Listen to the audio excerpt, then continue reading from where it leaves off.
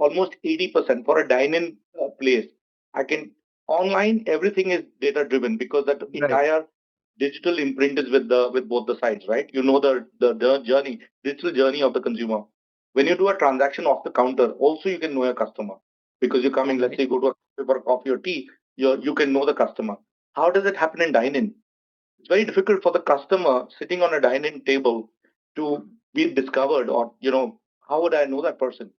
Right. 82% of everybody who dines in our place, whoever is being billed in our place, is actually giving the number to get the loyalty, and that Okay. data is helping us because that data is telling us behaviors of that person.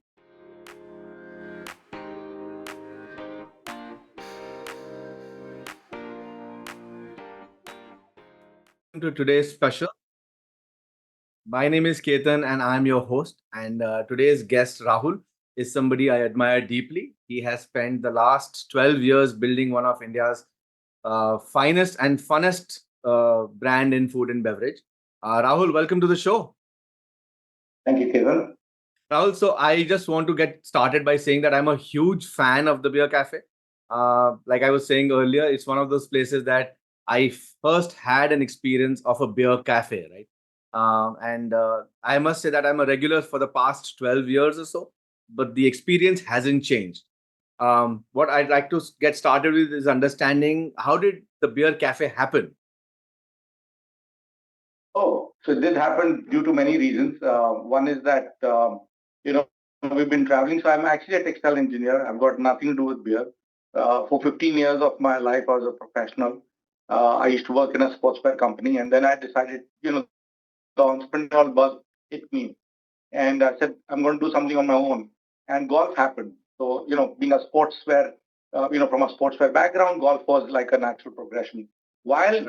While we were running this golf place, I would see a lot of people are basically beering, and I realized that sports is important. We all talk about it. We obviously want to come and play, but socializing was inescapable, and that's where I did the funnel. And I said I'm going to do something around alcohol beverage, and across the world when we would travel, we would see that there were many places, especially in Europe, where beer was like a culture, and in Yeah. India, beer was actually marked between this. I'm talking 2011 and 12. Now these are like Right. almost 12 years back. At that stage, you had only two ways you could consume beer. You could obviously go to the retail store and drink it in your car, or drink it Yeah. outside the retail store. The only way to do this in the service industry was that exorbitantly priced. Or you went Right. to a place which is dark and dingy. Hmm. It wasn't the best place to have a drink. So, or you would just get one or two beers. Right. The idea was to create a culture of beer which is unpretentious, something which you could just come in and drink at any time, any hour, bring your family, make Yeah. it a place where you just drink beer at any given time. So that's how Beer Cafe happened. So the two words are beer and cafe. Both are evergreen, both are perpetual in nature, and both are very unpretentious. Yeah, unpretentious is right.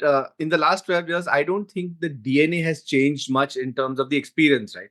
So that is something that keeps drawing Yeah. me back. And now there are a lot more options, but there's a reason I keep going back to the beer cafe time and again, right?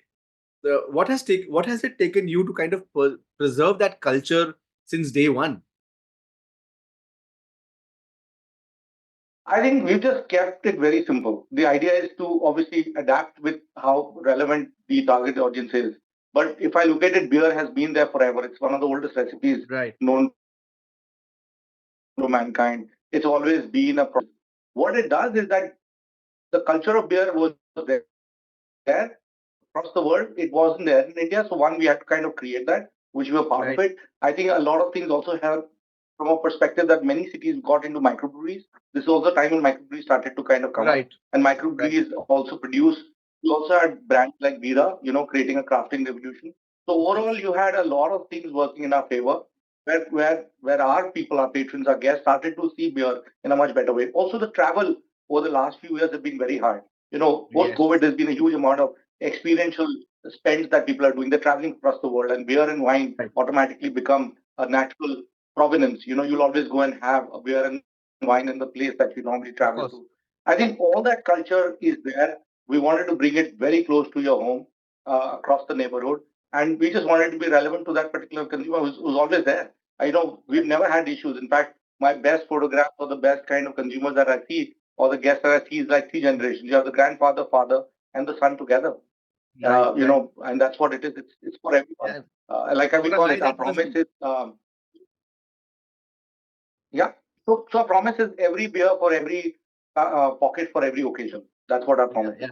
Sorry, I didn't mean to interrupt you there. I was saying what a high that must be to see the entire generations coming and spending, but some hours at your cafes. Yes. And the beer cafe and the chains have been around for over 10 years, right? Which is a lifetime in itself in the F&B industry. Over the past 10 years, have you seen any major changes in the consumption patterns for alcobevs or how it is perceived? Oh, it has evolved for sure. First of all, yes, we've been in business for 12 years. Yeah, I call it 10 because 2 years we were kind of disrupted by COVID. So those Yes, of course. 2 years are what we call blank years, and let's say forget those years. Yes, but from traditional spirits like whiskey, rum, or this shift is reflecting broader changes because of social behavior, where alcohol is less about a status and more about a casual socializing. Right. Let's say my generation, which is much more older, would probably do this more of a status symbol. Now it's not become that. It's all about having a healthier product, having a better product rather than trying to get into a situation where you're trying to binge drink or Right. cringe drink. But the idea here is very simple. I am here. I'm going to drink better. I drink less. Work tomorrow. My whole lifestyle. So beering is part of the around beer at all. Right. So Right. these are And, the and, and shifts that this help us. right. So there's a conscious shift from like regular drinking to low alcohol or no alcohol drinking, right? Have you seen that come up a lot in the past few years? Non-alcoholic beverages is fascinating. There's a growing trend towards mindful drinking. It's something that we paid attention to. As part of a brand, we started offering some no alcohol options. We also Right. have no alcoholic beer. This is also for maybe the designated driver, or sometimes Right. you're going through a Lent where you don't want to drink on those days, based on a religious culture, or sometimes you're Right. just basically detoxing. It is there. It's not very big yet, but Mm. low on alcohol for sure. So no alcohol is not yet become as big, but I think low on alcohol for sure, where people are looking at seltzers, ciders, and beers, Right. products which are much more, even breezers for that matter. These are all low on alcohol. They're also high on liquid, which means they're Right. basically hydrating you rather than being diuretic. They're not taking away, they're basically giving you more water and they're hydrating your body. Yes. So I think it works from that perspective. There's definitely Right. been, I will drink less, but I something which is better kind of a concept. Right. Right. And this need Yeah. to constantly fit in and have a drink when everybody's having a drink also plays somewhere. And we've seen that with the growth of liquid death, the very alcoholic branded water. Yeah. Do you see Yeah, a it lot? is. Yeah, absolutely. Some people are doing that too. You're right. So these are all let's say changes or behaviors that we're seeing, and automatically, like I said, at the end of the day, beer is a simple product. The good Yeah. part is it's a very simple product. It's been had for years and centuries. And I think the idea here is how do you serve it? Okay, so you operate in one of the most highly regulated and watched out industries, right? And the licensing, the regulation, getting started, it's not the easiest. Even a regular restaurant that does not serve alcohol has tons of licenses to get through. Um, from a regulatory perspective, how difficult was it for you to get started, and how have things changed a lot since then? So first of all, liquor license system in India is almost like a game of monopoly. Okay. Far more paperwork and less money. Hear you. I can hear you. Yeah, so I can hear you pretty well. Yeah, so basically, it's like a game of monopoly. At the end of the day, each state has its own rules. You really Yeah. need a PhD in legal jargon. I say every time everybody wants to get into that, I just tell them good luck. It's one of the most challenges that you love to, and I love to tackle it. So it's like almost like trying to solve a puzzle, Right. and where some pieces are missing. And if I compare it to the game of soccer or football, if you look at it, you don't have to watch the ball. Here, you have to watch your goalpost because suddenly the goalpost could change. Every year, the policies for every state changes. A state can go dry at the drop of a hat, and it continues to do that. So every state in India is almost not like a country of Europe. It's like Right. countries of Africa. Within just NCR, if I move from Haryana to Delhi to UP, which is Noida, it's like three different states, three different laws, and it's Right. it's like a puzzle. But like I said, this is what we do for a living, and this is what keeps us um, at any given time. Awesome. And you work across states, right? I think 5 or 6 states that you're operational in. Licenses are 11 states, requirements. Sorry. 11 states right now. Yeah, 11 11 states. My states. bad. My bad. So managing regulation across these different states would be a nightmare at some level. Oh, no, it's part of the game. Like I said, it's complex, it's state specific, and that's what not everybody can do it. And like I said, you can't Google this. This is something you just can't. You have to go it. So the way we do this is that every time we enter a marketplace or a new state, we Right. obviously learn through the failures. Like I Right. said, failure is part of the success. If you've not been able to fail, you will go through the whole, you'll unravel all the peels of the onion. And then once you kind of figured it out, it becomes easier for you to go into the depth of it. So, Right. it's the width and the depth of the market. And the way we do it is once we go into a marketplace or like a new state, then we go full swing into the state. So let's say I opened the first one in Maharashtra and Mumbai. Now we have 14 or 15 in Maharashtra already because then we Nice. are able to understand the state. So next Yeah. year we're opening two new states. We go full. It's a cycle. You have to go through it. You Yeah. have So to kind of it's go all about through it. There's no other way. There's no so shortcut. there so you have to do it and learn it. There's no other way. Yeah, yeah, yeah. Awesome. Okay. I think what I'm want to take a segue into now is to understand how you've been able to build such a fan base, right? Like I said, I am a fan. If I don't have to think twice about going to a beer cafe because I know what to expect. How have you been able to maintain this sort of consistency year and year? And what are the key metrics that you track every outlet on to make sure that every customer, whether it's a first time visitor or a 10th time visitor, turns into a fan?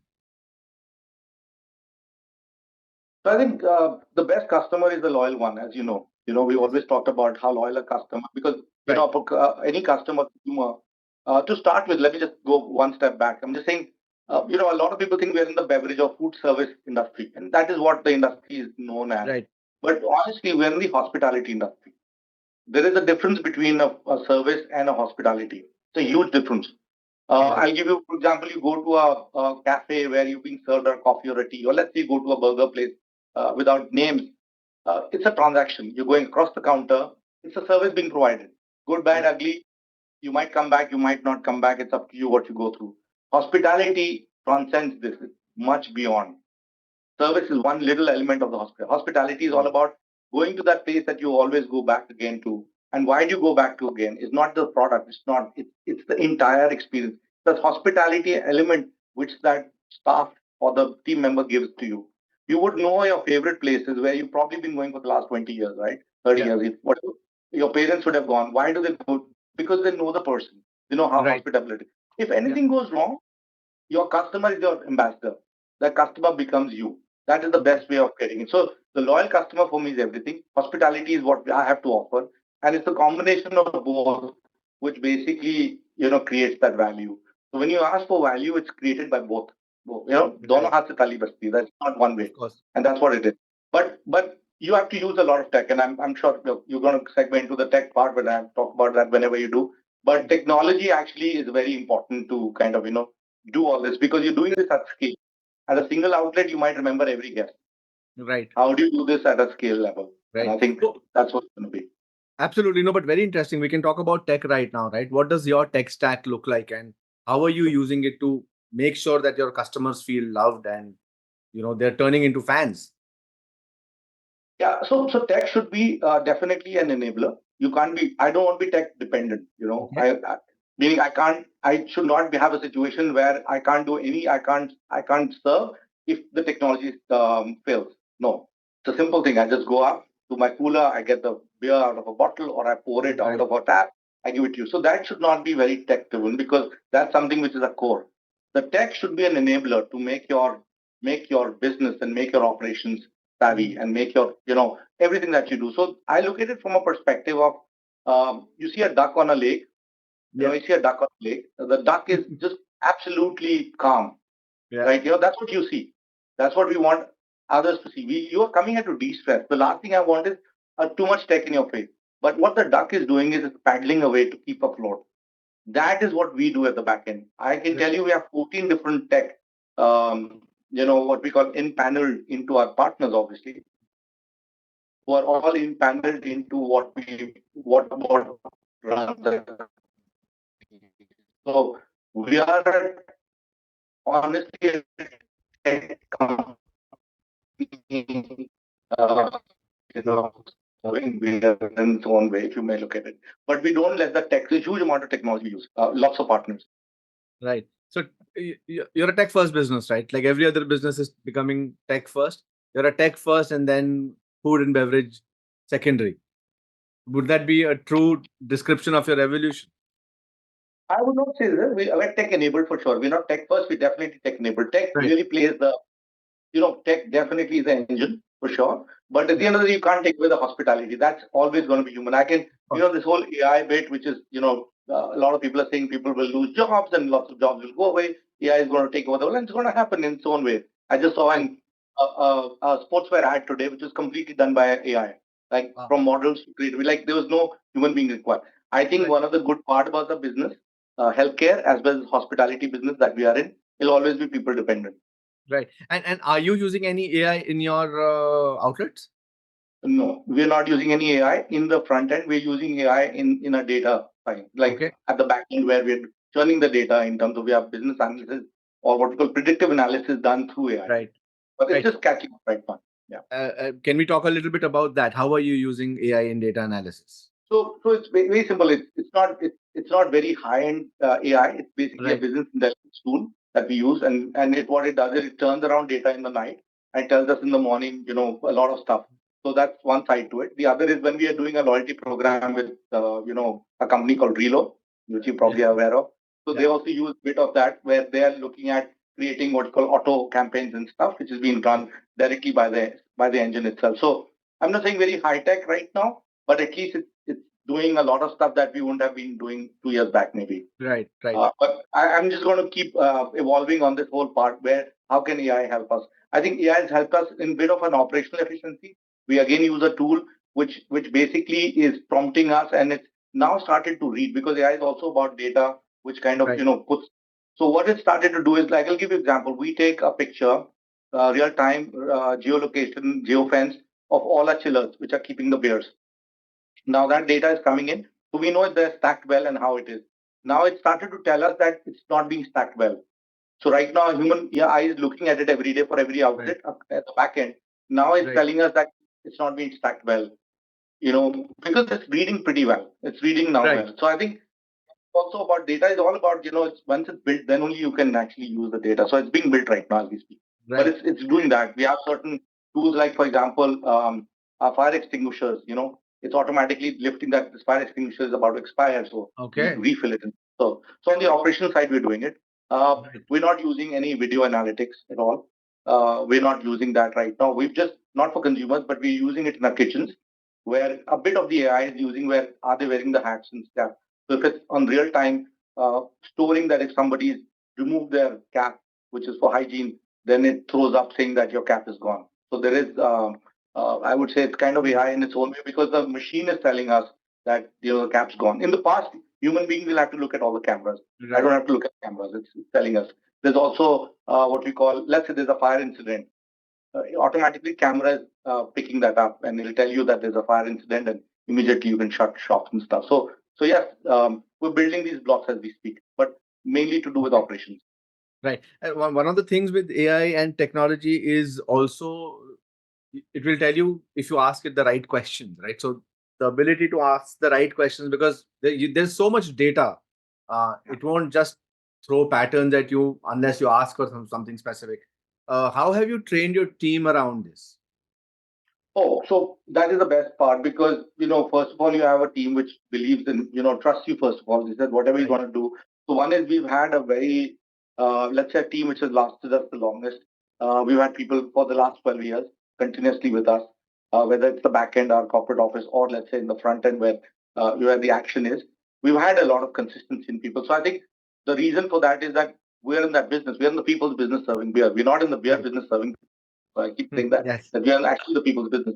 Now, because we're so people dependent, technology enabled, uh, the people have to understand that technology is making their life easy.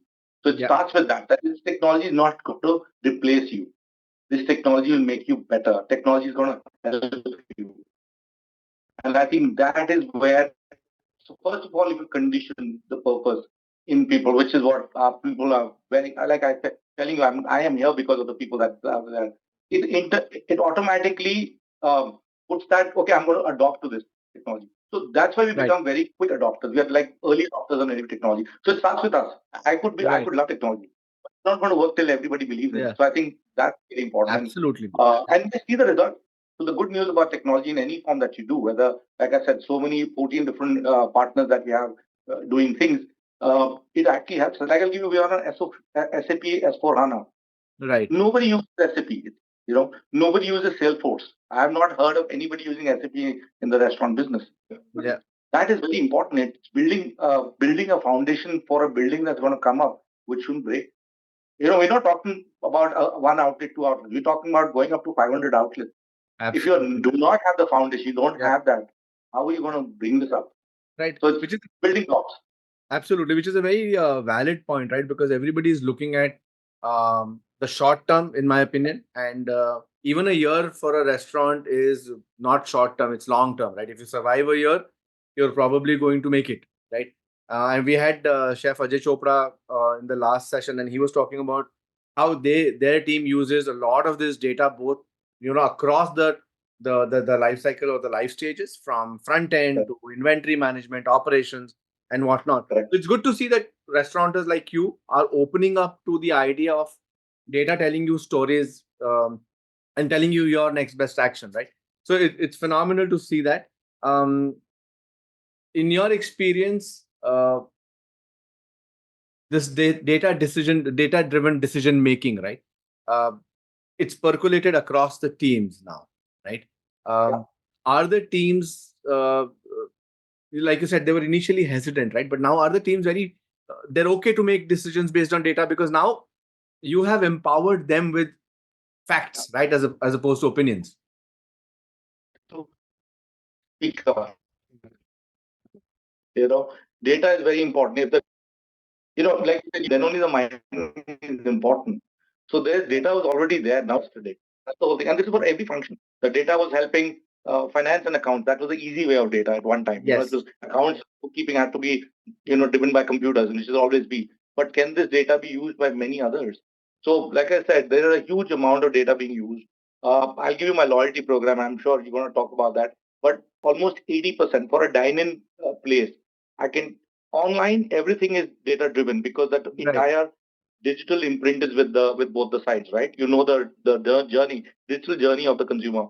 When you do a transaction off the counter, also you can know your customer because you're coming. Let's Right. say you go to a for a coffee or tea, you can know the customer.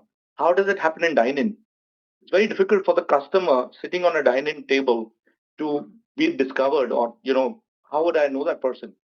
Right. 82% of everybody who dines in our place, whoever is being billed in our place, is actually giving the number to get the loyalty, and that Okay.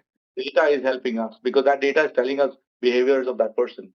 That Right. person could be a vegetarian but drinking a particular size of beer. There's Right. nothing. Beer is vegan. Beer is beyond vegetarians. It's a vegan product. There's nothing. So I'm saying there are people who could be, tolerant towards, not tolerant towards meat, and they could be having. Do we know them? So how do we address them in my own way? So this is all there. It also tells us you not come back to me for the last 3 months. Is there Right. something going wrong? Or you got your points expiring? Can I reach Right. out to you? I think all that is, like there are some auto campaigns. Is your birthday coming? So I'm just saying these are simple practices. There's nothing. There's no rocket science around it. It's just that you have to build systems around it. You have to have the right CRM partner. You need to have the right team which actually understands the nuance of this and uses it. There's Right. nothing better than the same customer coming back to you. I keep repeating that. Absolutely. Yeah. So there are varying statistics which say, right, it's anywhere from 5 times to 25 times more expensive to acquire a new customer, right, than to retain one. And if I there are agree with you. customer, nothing Completely like, agree with you. Yeah. And the word acquiring in itself is something that I don't like. okay, I just find that word really. Why? How will you acquire a customer? right, Really being rude to not be acquiring. Like you're serving that person well. You're being hospitable. You don't have to acquire. right, That person has to embrace you. That's the two. right. Yeah, relationship building. At what stage did you realize that we had to build a loyalty program? From day one. You will be Yeah, surprised. One of the first person that we get in is obviously a person who's going to run a brand. Somebody who understands the brand. That was one of the first hires. One of the hires was HR, which is now HR has become people. People become culture. The names keep changing, but basically it's all about people at the end of the day, and that's what we've done. But one of the third part was the tech person. So these three are the trifecta of and the tech person been with us 12 years, the same person, same brand person, same tech person, wow. same as is. They're the same people. And they've been able to build this up because they've been able to understand what I believe in and what they do. And I think that entire thing started off saying, okay, we're going to build a loyalty program. And in 2012, when we started off, we built our first app. And I can tell you, those were the days on native apps. There was no Yeah, WPS app. We built an iOS as well as an Android app. And people yeah, were like, wow, how can a cafe chain build an app? And we were not right, even a chain. It was one outlet. We were yeah, not even a chain. We happened to be a chain within a year, but we built the loyalty from day one. From day right. one. Yeah, I used to go to the Powai outlet in Mumbai, Yeah. and I Yeah. remember using that app a lot. Right, I Correct. loved the interface. It was Correct. enough. It had enough motivation for me to go and visit and collect points and spend points. Um, so have you seen? And I think you mentioned that 82% of the customers are okay to give you their number, right? Yes. Have you seen that translate into higher revenues just because of the loyalty program? So there is no direct correlation to it. We believe that, like we all know, that the loyal customer keeps coming back, and now that Mhm. could have happened without the loyalty program also. Right, right. But now that we know, we feel that yes, we've done a better job. Let's say I didn't have a loyalty program, the person is coming back again and again. I Right. really don't know. There are places where they don't have a loyalty program, but you Absolutely. could be frequenting that place very much on your Yeah. own. But in my case, because now we can track it, when you track it, you can trace it. And when you can trace it, can put a number to it. And that's where we come in. We Right. know this customer well. So I think that's always, we all believe that because this customer is keep coming back to us, is a loyal. I can tell you there are people who have more than, like, we give 1 rupee to 1 point. I can tell you we had people on their loyalty program. That's a lot of spend. They've spent at your cafe. That's more than I would have ever spent. So I'm like saying, from that perspective, I see they are real loyalists and they're like ambassador to us. They're better than even anybody and everybody that I know. And these are Yeah. faces who are faceless for me. From the perspective, I don't know them well, but I can see them, on my data sheets, and I can see, wow, Yeah. these are the real people. So we Sorry, really did you believe put a that. number there? I Uh, missed the I, number. so I'm saying there are people who have 800 to 900,000 rupees worth of points Oh, on wow. their loyalty program right now. Yeah. 800,000. That's 8 lakh and 9 lakh points. Yeah. Yes. They Yes. can drink using those, redeeming those points For a for the very rest long of their time. life. That's right. That's right. And the thing about redemption, now that you mentioned redemption, is as important. A lot of places you would know. I would say a lot of credit card, debit card companies, you might be earning the points, but you don't know how. It's so difficult to understand and how to redeem. Yeah. So the best of programs have worked where it's kept simple. First and foremost, it should be simple earn and simple burn. That's one Yeah. way. The other part is that you should be able to burn too. You should be able to. If you do not have redemption, the loyalty program is useless. Yeah, absolutely. So redemption is very important because redemption brings that person back. Redemption also keeps that person engaged. Engagement is very important in this. It can't be Absolutely. one way. I've earned and I've never burned. That's Yeah. not the way to work. You have to redeem. If you redeem well, that means your program's working. So I think Right. that's been a very key for us. It's very much into, let's push the, and kept the program very simple. You earn 1 rupee, you get 1 point. That's it. As simple. No calculations done. And then you burn Right. it in slab. That's it. Simple. Simple Fantastic. cashback. And are you able to run specific campaigns for loyalists, just loyal customers? Yeah, the cohorts can be created. So the good part is you can bucketize, you can do whatever you want because you don't want again mass mailing, you don't want something, and that the tool that we use does that very well for us. So we can do all that. We can do slice and dice, and we do it because I don't want to annoy that person by reaching out to that person. Says, let's say you're in Mumbai right now. Why Yeah, should I send you to Ludhiana? It's not going to make sense. of And course. one of the spamming that's happening today, whether it's spamming happening, on your SMSs or emails, the biggest problem we are facing right now is that people are being spammed like crazy. There's too much Absolutely. over marketing going on. So one is the marketer is spending too much money, and it's not even effective because the person who's getting that message is also annoyed. So it's like a Absolutely. double whammy. You're spending money both ways. And in our case, it's very strategic. It's very important that we go to the right person at the right time, at the right hour. And all this is done by technology, no doubt. But first of all, you should have the data to do it. And then you should have a plan towards that data. How do you create that? So we create these campaigns based on that. We can Mhm. actually create a campaign for that individual person, that single individual person. Right now, we have close to 400,000 loyalty members, 4 lakh 400. members. Wow. So Wow. technically, I can create 4 lakh campaigns if I feel like. The system allows me to do it. But Right. obviously, yeah, I'm not going to do that. I'll probably bucket it and make it into Right. campaigns the way I. So that's what is done. Yeah, the segmentation is super important when you're running Yeah, campaigns. correct, correct. Okay. And it has to be bespoke. Still has to be bespoke that it looks personal to you. Yes, To that's you. true. So while I must have gone to 100 people, but it should feel to you that it's coming to you. Yeah. Like when I invite you and you came in last Saturday, I would not send a mass mail. I'll send it with your name on it. It might take me Right. a while, but that is the person not yet ever done a WhatsApp broadcast till date in my life. Yeah. Personally, also, I actually individually send everybody a message with the Wow. name. And I think that ethos and that DNA has percolated to all your cafes and the entire brand, right? Like I said, I feel it's from day zero till now. I don't feel that I'm out of place or the chain has become too big, even after the partnership with Bira, for example, right? So it Yeah. just it's just something that flows top down, and I don't think there is a shortcut to it. It will take time, but once it starts setting in, the returns are exponential. Oh, great. Another thing I noticed is that you take feedback very, very seriously at the beer cafe, right? How have you made sure that every piece of feedback that somebody leaves, and usually people will give you feedback if they're not happy about something. How do you address that? What does the feedback cycle look like? So let's face it, customer feedback is both a blessing and a curse. You know, Sometimes you get golden nuggets of instance that help you improve for sure. Yeah, Sometimes you also get the person's creative suggestions. yeah, Some people go overboard with the creative, which is not even possible for us to achieve. So we have to right, be, say, I just have to kind of weigh both the feedbacks at the end of the day. Trick is managing expectation. The biggest thing is that I've learned that customers come in with very sky high expectation because they're mm, paying for it. When yeah, you are a customer, I'm a customer of different experiences and material pursuits that we have. But you're not expecting a beer garden which magically transports you to Belgium. I can't give you that experience. Don't expect that. We are in India. We have got limited beers. We're keeping yeah, it cold. We're doing whatever the laws of the land allows you to do. So we really can't create a huge magical experience out of it. So I think sometimes when they think, okay, I'm recreating Oktoberfest, I can't. I can go very close to what an Oktoberfest feel is in terms of the music, the decor, kind of beers, but I can't bring Oktoberfest inside my outlets for sure. I can have the new. right, So I think that's one part to it. But the feedback loop is very important. So it's not about getting the feedback. Feedback is important. I can't meet every expectations, but basics I have to do, which we stand for, what our promise is, what our values are, most important part. The most important part is acting on it. If you're not doing anything with the feedback, there is a problem.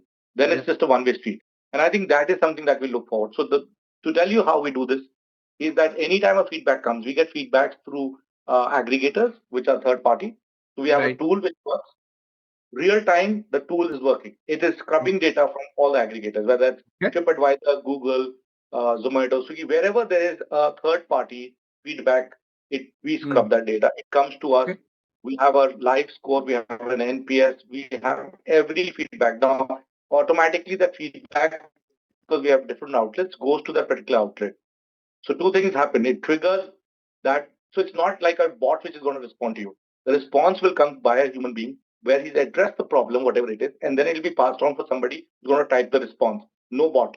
It's all done by hand. Wow. And every copy of that is with me. So at any given time, when I'm moving around, I keep opening the app. It's an app application for us. And I can keep seeing what's going on. So that's one part. The other, which we've just started, is we're doing feedback through WhatsApp now, because now Okay. this is direct to me. So directly to me would mean that it's coming direct to the company. It's not coming through a third party. For example, that every WhatsApp comes to me. Every WhatsApp. Wow. If there's any message, it comes to me. So it comes through the systems, comes to me. That's what happens.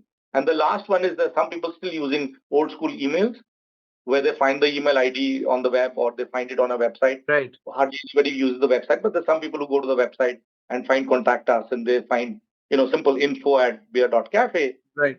That email ID I get every time, every day. Every Wow. info@beer.cafe comes to me, Okay. apart from, the forwards we have put into the system, but Yeah. I get every email. Yeah. And That's why I get it's, about 500 emails a day. my goodness, that's some Yeah. serious commitment to making sure that the standards are always upheld, right? Um, uh, I don't know of anybody else who does this as religiously as the beer cafe, because I know a couple of times when I have not been happy, I've got somebody to get back to me and tell me, come back again and we'll make it right for you. So I do appreciate it, and I don't think you can replicate that necessarily at this level, just with AI or chat agents. No, no, I don't believe in the chat part. Well, chat could just respond to you, will get back to you. That's easy. But Yeah. believe it, please send me a message, send it from 3 different accounts right now, and by tomorrow it'll be addressed. I can bet on that, because we will address the problem. And I'll tell you, the most unsatisfied customer becomes your most loyal customer. It's Yeah. happened to us many times. Any It's happened memorable instance? many times. They've had a very bad experience. They went to the place, they were not served well, the place was shutting down, they were not treated well for whatever reason. It's all about the person is venting out the problem. Yeah. Venting out the problems. Okay, it's going through that. Now we've heard the problem, and if you can next day call that person, speak with them, bring them back, give them a good service. It's not about giving somebody a free ride, Yeah. but just helping them go through the problem and saying, where we went wrong, and apologizing. At the end of the day, that's what it is. At the end, there is nothing wrong saying sorry for something you've not been up to the mark. That's simple. Yeah. On the other side, there is also, like, I'll give you, somebody left a sweater. I put that, a simple thing like a sweater at the airport. And the person says, I'm calling up and I can't figure out. But for whatever reason, the person sent an email. And the person was about to take a flight to Delhi. And then obviously would have sent an email and sent it. And before the person reached Delhi, which is 2 hours from Bombay, I'd already responded back to that person that, yes, your sweater has been found. And he says, but you aren't you the founder CEO? I said, yeah, but I can report. Your sweater has been found, and you don't. So he said, no, I'm going to be going back to Bombay in the next 5 6 days. I said, don't worry, he'll come to you next day. Give me your address. It'll be couriered from a Bombay office. Oh, how So it came. nice. Meaning, it's Yeah. got nothing to do with beer. It's got nothing to do with beer cafe. But that's something that you would and I would do to yourself too. Why won't you do that? So that's the Absolutely. whole idea. And that's true hospitality, right? They don't even expect this. Yeah. And I don't know that person, but I know of that person for sure. I'm not expecting that person to be a loyalist, but in his back, or like, he'll always remember that there is a company which kind of, went through this. Yeah. And so Absolutely. at the end of the day, we are all like that. We're all human beings. We need that human touch. Without that, there's nothing.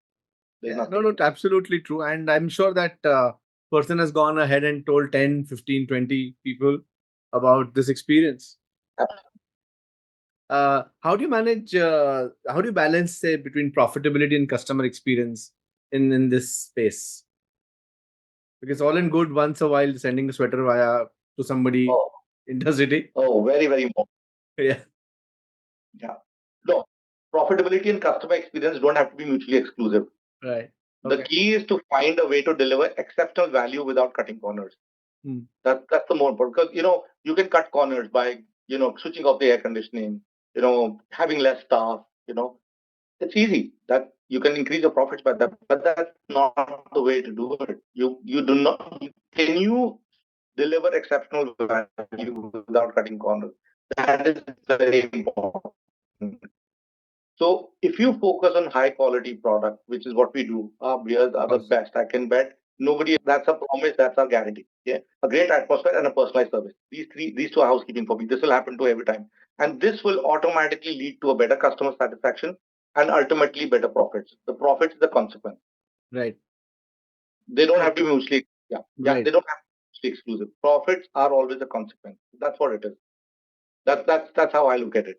Yeah, I mean, Because the I couldn't have put customers it are the better. best, will end up coming back to you and will spend more. It's that simple. The person spends more, profit will take care of itself. That's how it works.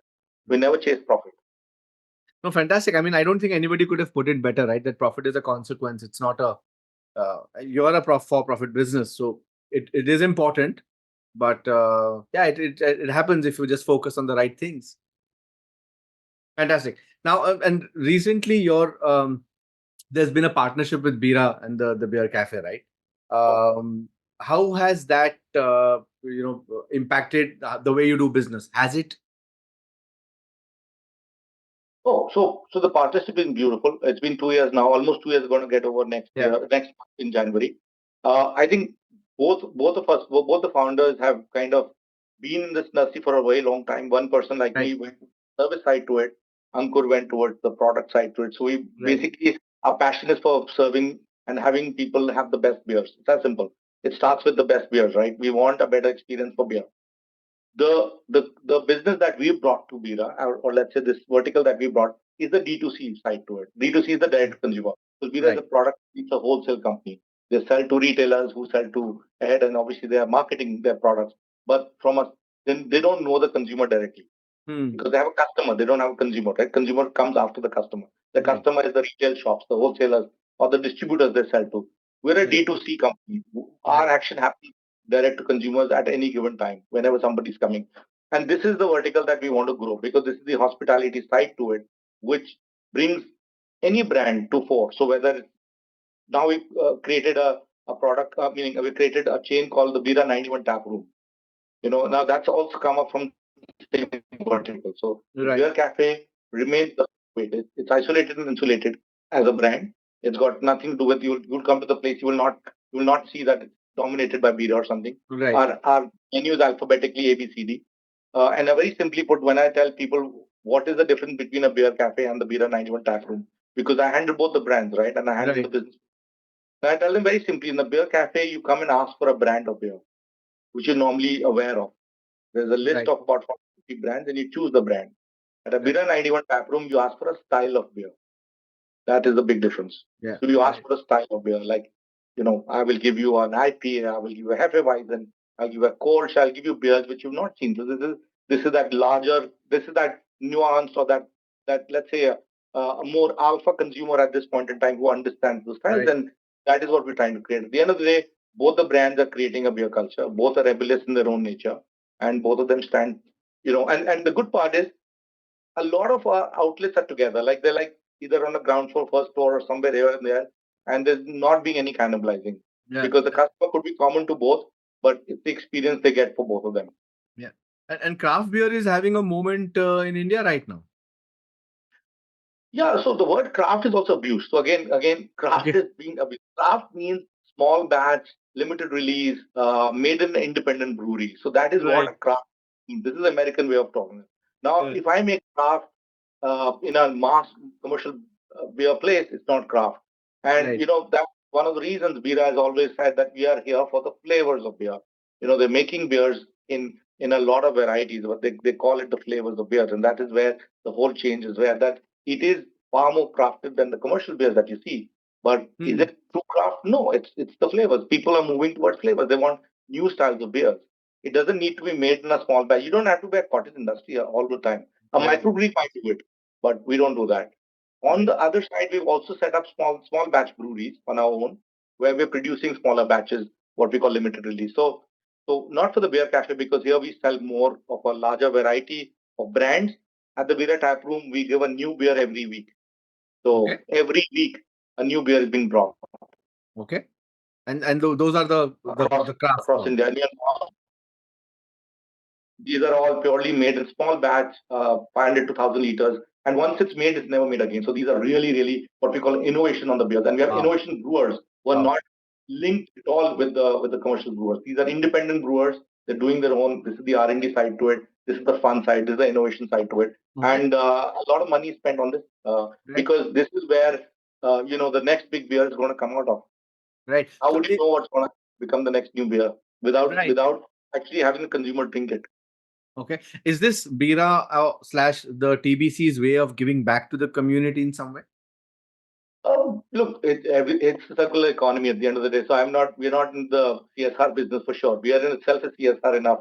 If you give people a cold beer, I think you're anyway doing a social service. But coming to the point, it is all about keeping yourself abreast with innovation, always you're always ahead of your competition from a perspective that innovation is what makes a brand go further. It's for simple Right. and I think the founder of Bira literally has from the beginning not only drives the new product development, drives the innovation, he's very vehement about innovation will continue to happen, even if it puts in a lot of pressure on cost because when you're making small batch, you're making out of ingredients you've never done, you will make them very expensive. It'll Right. come out the cost will come out very high, but for him it's not a cost. It's not an expense. It is an asset. It is an asset being built for future. So I think that's helped us because of the beer cafe. Also, we've always believed in having the largest collection, the best collection of beers that Right. India has ever. So it's beautiful. This entire purpose for both have been very good. Both the Right. brands. Uh, Just a side question there. Has the tech that be the beer cafe established scaled well with this new mode of working, or are these So two look, completely different tech stacks? no, so the tech, so good part is that there's a lot of back-end tech which Bira already uses and we are adapting with. That's the financial side, the operational Right. side. So they already had that. They have Uh-huh. a dashboard. They've got, data analysis tools. So automatically we get the best of that. We also get the best of a lot of common things like legal, finance, HR. There's a lot that's common. So that automatically helps us or helps me focus Right. on something like an entrepreneur. You're usually juggling a lot of balls. So now what's also happened is because a lot of that synergy is coming from the corporate or the group, it allows me to also focus a lot, and that's why I'm focusing on Of expansion, course. on innovation, and that's what I am doing right now. And talking to you right now, so it gives me time to do this now. Which as an Absolutely. entrepreneur, you're always very busy. Like right now, I don't know what आज किसका birthday cake काटना है वो automatically birthday भी होता है cake भी cut जाता है so this those are low tech that we're using somebody is already got that happening Nice. your reimbursement for staff, your attendance system, everything is all tech driven. So very, Yeah. very tech driven company, Right. So extremely tech driven. specifically loyalty. Has anything changed for that? Yeah. Oh no, loyalty. So in Beer Cafe we continue with the loyalty engine. Yeah. We've obviously changed our partner there. We changed the partner to go towards WhatsApp now because that's the change that we're seeing. Because I'll give you this. This is again change that we've seen. A lot of people do not want to download a native app. Because Mm. native apps have become so many that people Yeah. want to use native apps in certain things which are very functional, a bank, or food delivery, a Digi Yatra, a government service, whatever. That you need to have an app, right? Right. UPI, for example, gateways. But I think for a brand, it's very difficult to have an app for a long time. And while we had it, we've now moved to a no app. Okay, no app Okay. and no code. So no app, no code kind of a syndrome where you're using a tool which automatically does the entire loyalty engine. In the back end, it does for us, obviously. In the front end, it's a very simple WhatsApp for business account for the consumer. Because Mm. our guests, our consumers, our patrons are all now driving themselves on WhatsApp. India is one of the most Right. versatile WhatsApp countries, right? And you've seen Yeah. WhatsApp for Absolutely. businesses help, whether I'm Yeah. traveling, whether I'm taking a ticket, whether I'm booking a hotel. I think WhatsApp is very quick. So people don't want to see SMSs. Email definitely no. I don't know anybody using email now, almost. And then apps you don't want to use, and notifications nobody wants. So how do Yeah. you communicate? It's become all WhatsApp for business. So we are using so both the loyalty engine and the WhatsApp for business for communication is working very well for us now. Okay. Fantastic. So I know we're a little hard pressed on time. I'm just keeping a time check. Uh, One thing I wanted to touch upon you with Sure. was about your strategic business growth and plans, right? So Bira 91, Bira tap rooms are a step in the right direction. What's next for the beer cafe? We just continue opening outlets wherever we Yeah. feel that we can. So, like I said, first state we figure out whether state has a policy which is conducive towards our business, towards beer. Do they have Right. tap beers? Do they have draft beer? If a state allows that, how easy it is to get beers there. So it always Mm. starts with the government about the policy. Right. It starts with that, and then you just keep expanding there. So there is nothing new I need to do. I just have to replicate the same again and again and keep improvising what we've been doing. It's meaning Yeah. we're serving cold beer. What else do we need? Fantastic. So the magic number right now is 500 outlets because you mentioned that earlier. Yeah, that's what I'm meaning. Again, there is no number to it, but if you have to give everything a number, and it seems that I think by 2030, that's the kind of number we should be able to achieve, because we feel that's the kind of growth we've started to see. That's the kind of tier two and tier three Right. that's coming in. And wherever we've opened in tier two, we've seen a huge amount of not they have everything. They have accessibility. They have aspirational.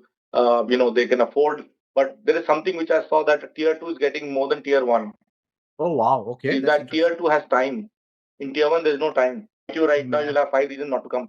In tier two, you'll bring 5 more people with you. absolutely. That's so true So, that I never thought about it like that. But yeah, time. and they have time. Yeah. And that's what's important for us, because we as a brand can go and multiply ourselves because we're not a concept bar, we're not a dingy place, we're not a lifestyle, we're not a flash in the pan. We're Yeah, of not a course not. 9 month story. We're here forever. We are here forever. Absolutely. It's a perpetual brand. No, That no, and piece I love the is very brand for long what. lasting. Absolutely. I think it all starts with the vision of building something for the long term and not, like you said, flash in the pan, right?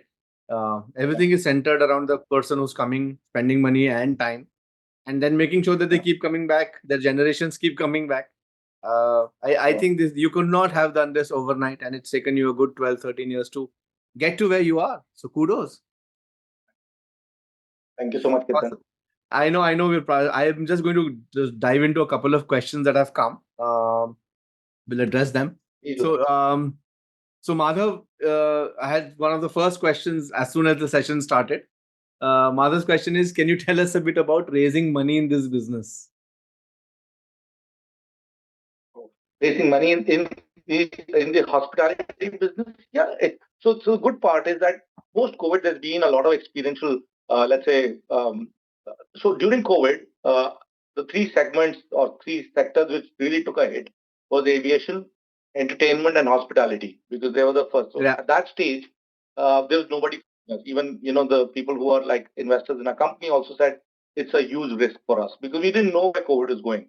Wave one had hit, yeah, wave two is coming, wave three, wave four, कुछ भी हो सकता है. It was all going on the place. I think the best part here is that today that's changed. So we all move from survive to revive to thrive. This industry is thriving. wow, And obviously, whenever anything thrives, uh, tourism's come back. People are and how? inbound, travel is happening. But more importantly, Indians themselves are traveling so much. We're experiencing so many. Look at how the concerts. If somebody told you, Ketan, about concerts and the ticketing of the kind of ticket prices, would you have ever believed? No, If somebody told you a ticket's going for 50,000 rupees, are you crazy? I can buy the whole stadium for 50,000 rupees. So things have changed dramatically. And this is that whole experiential generation which says, I don't know what's going to happen tomorrow. Let me have fun. Let me yeah, experience the best. And I think that's helping this industry.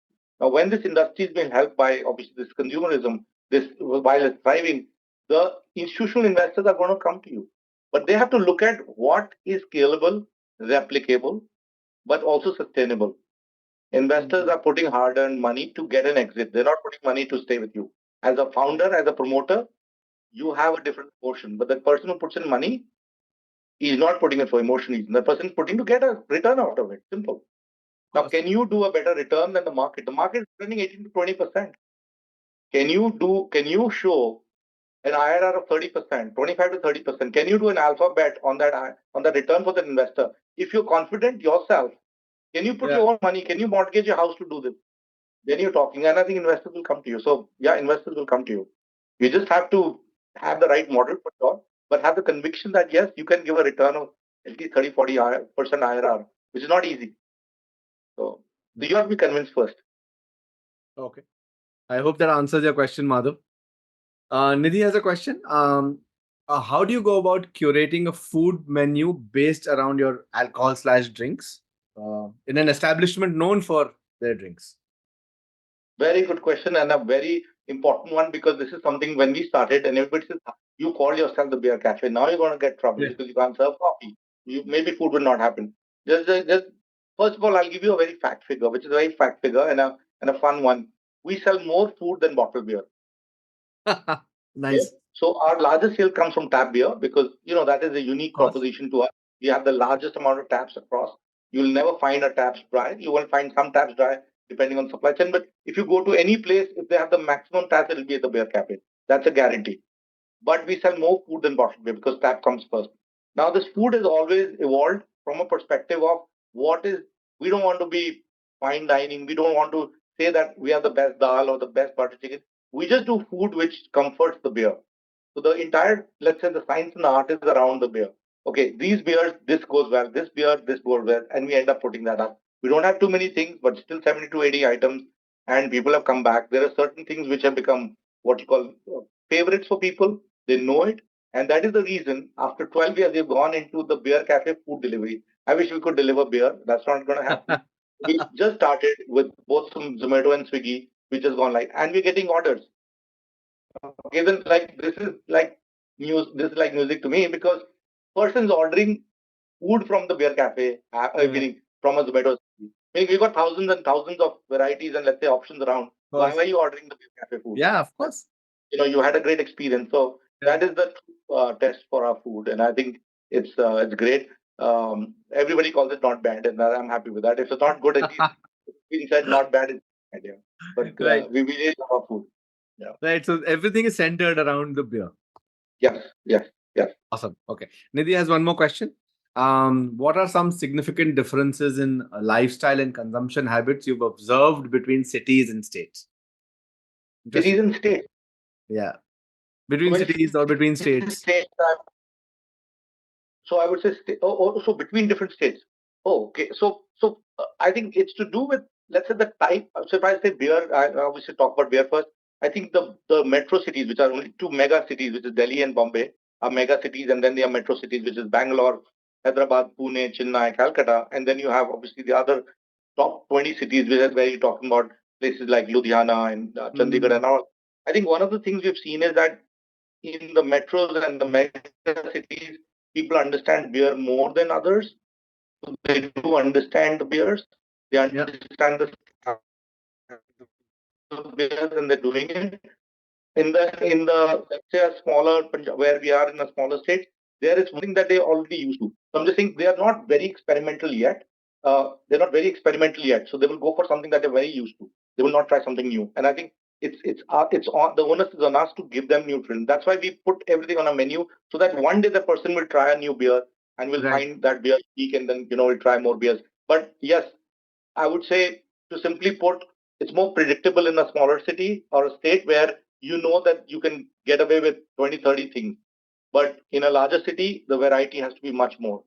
People Okay. are trying out more things. There is more experiment happening in the larger cities. Okay. And maybe because that's the diaspora, they're the people who are traveling, it's the demographic Yeah. maybe. Yeah. But with that, do you also see that some states are bigger consumers of beer than others?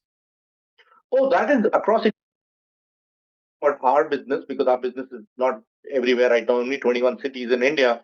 But you'll be surprised that 40% of the beer is consumed in India in four of the southern states. So between Tamil Nadu, Karnataka, Kerala, and Andhra and Telangana, but Kerala being semi-dry, these four states are 40% of India's consumption.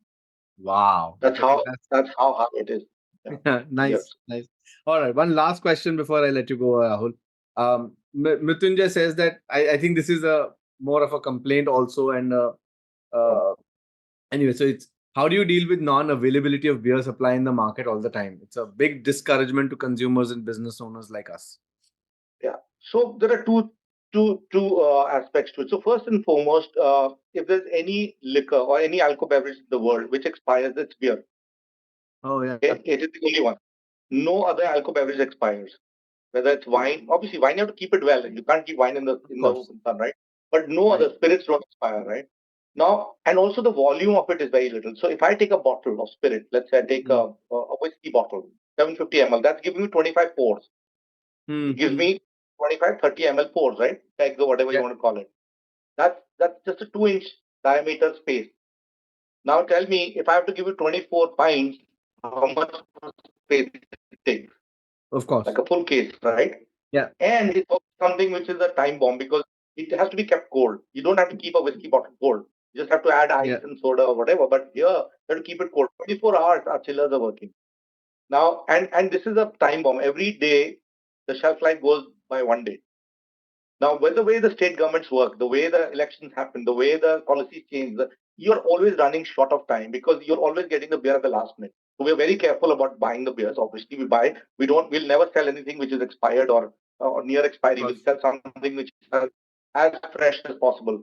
But because beer has an expiry date, you're already sitting with the time bomb. That's one part. The other part is each state changes the policy. So you print a menu and suddenly the beer company might not be registered, the label. Can you imagine all the labels are re-registered every year? I'll give you this example. Okay. You know, right now, just recently, my wife went for a passport renewal. Passport renewal. When you go and renew your passport, it's once in 10 years. Your passport gets Yes. renewed for 10 years. We have 15 licenses running one outlet. And let's say we have 50 outlets. That's almost 750 different licenses which have to be renewed every year. Think of that. And the same thing the beer companies go through. They have to re-register the labels every year. Every year. Why do you have to re-register your label every year? That's the same label, but it's the way it works. Every state. Now, because of that, it basically what it does is you do not get supply. Now we have fixed it in a way because the problem is Murphy's law. When I show you a menu which is printed, I don't do digital menu. We are old school. Yeah. We like the menus to, Yes. nice and Thank you. paper. Yeah, we don't like the this. I hate that QR code based menu. Half the time I can't even read. But now when the menu is in front of you, Murphy's law says whatever you ask for will not be available. That's the other part. So if I have 50 beers and 30 are there, you will always ask for the 20 which are never there. This is so what we've done is we're now printing our menus in a flip. So we have flipper menu, Okay. which means each outlet will be able to print the menus every week. It'll be printed in a proper printing press, Yeah. but it'll come every week. So every Monday we'll flip our menus every Monday, Wow. and using technology. Each outlet is a unique because we can't even supply chain to each other. A lot of people think, oh, if your beer is over, wahan se liya. It's not possible. Can you do warehousing? No. Can you do central warehousing? No. Can you move from one city to another? No way. You can't even move from one outlet to another. Yeah. It's that crazy. So each unit is a separate license. It's a separate business unit. So let that restaurant manager, that outlet manager, that karta dharta of that place decide what menu should it be. Yeah. So we'll do this, which will actually at least have less. अगर वो दिखेगा नहीं तो बिकेगा नहीं, which is good enough for us. No, But no, वो दिख रहा है और वो नहीं है तो I have newfound yeah. respect for outlet managers after talking to you. But Ketan, this doesn't happen in food. It doesn't happen in spirits. It doesn't Yeah. happen in wine and cocktails. It only happens with beer. Unfortunate. You'll never have a shortage of food. You'll never have shortage of. Yeah. Awesome, awesome. Thank you for doing this, Rahul. One last question I have for you, and you have to answer as honestly as possible. Which is your favorite beer? Oh, so I don't know. It's not available in India, and there's a very funny reason for it. And the reason for that is that in India we have only two kinds of beers you're allowed. You're allowed a beer which is less than 5%. It's called mild, and you have a beer which is 5 to 8% ABV, Yeah. alcohol to web, right? Yeah. That is called strong. So you're not allowed anything which is even 8.1%. There Okay. is this company in Belgium, this brand in Belgium which makes 8.2. And we were Okay. telling them, why don't you make it 7, 9 and send it to India? And they said, no, we will not Nothing change good. our recipe. We will keep it 8.2. So it never comes to India. So every time we go out, we have to, it's called Duvel, called Duel, Duvel. of course. It's The called the devil. devil. Yeah, the devil. The devil. One of my favorite beers. But like I said, every beer is great. Yeah. But this is one of my favorite beers whenever I got because it's not available. Yeah. And वो भी होता है ना, whatever is not available, उसकी चाहत और हो You जाती all the more want it. Yeah. I love the Red Devil. I've had it a है. lot because I was working in Belgium for a while. So yeah, thank you for Correct. doing this. And it's been an absolute pleasure. I hope everybody had a good time here. I know you have a hard I'm stop. so sorry for the tech. While we talk, yeah, no, I think I'm so sorry about the tech. While we talked about so much tech, the internet was so much. How this has happened? If all has to Yeah. go off, the internet should have. It's like every time you go to a meeting, your projector is not working. Yeah. Your wires are not working. It's like it always happens. This is Irony. Murphy at play. You can't do anything about it. this is also the IT guys making sure that the jobs are never taken away. That's always They're there. not going anywhere. Yeah. Awesome. Thank you so much, Rahul. Have a good one. Thank you, everybody who joined in. And yeah, we'll look forward to seeing you soon. Cheers. Bye.